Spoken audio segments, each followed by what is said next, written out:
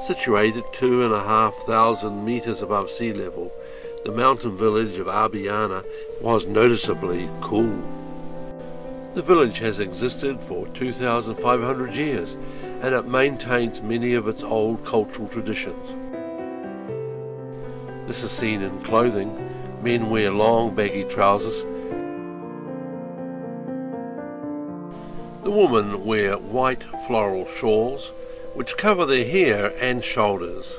When villagers who work in the distant cities return to the village, they're expected to change into the traditional clothing. We head off down the main street, or actually the main alleyway. It has several archways built over it and narrow alleys running off. As it's built on a hillside, sometimes the roofs of lower level houses are parallel with the alleyway itself. The houses are constructed out of mud brick, with the red colour coming from the iron oxide which is in the local clay. Even although the village's population has now dropped below 300 or even 250 residents, most of the buildings appear to be inhabited.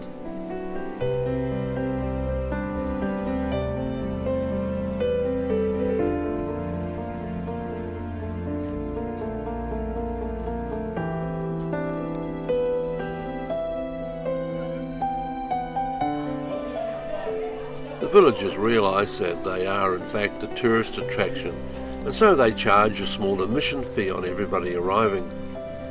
And there are plenty of local visitors, as well as a few foreigners wandering around the village.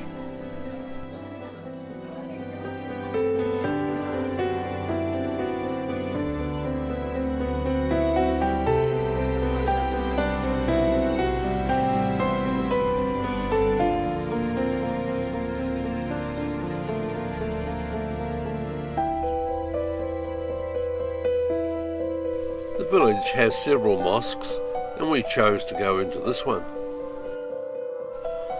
This mosque has an interesting octagonal minaret, which encloses a rounded dome.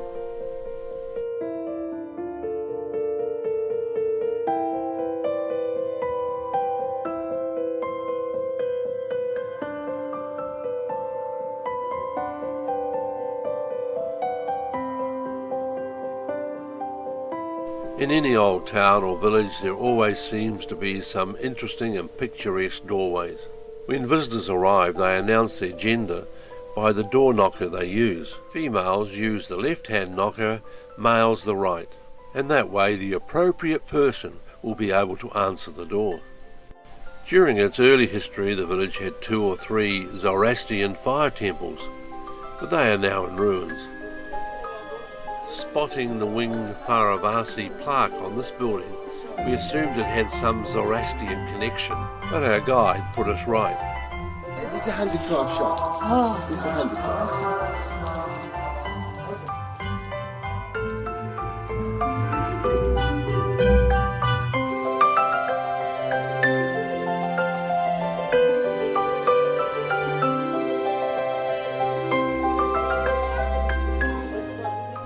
Shops in the village were often just set into doorways, with advertising ice creams being aimed at tourists during the hot summer days.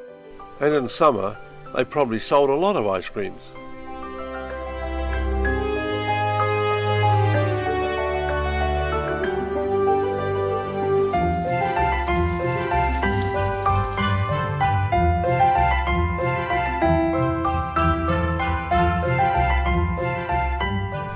And it seemed that most of the village women had small trading stalls in the archways or in doorways.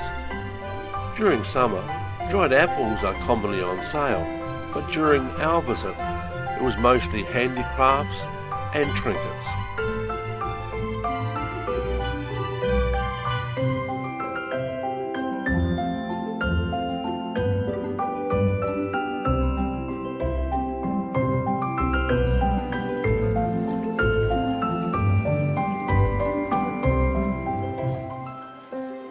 And so, in the rain and mist and cool temperatures, our visit came to an end.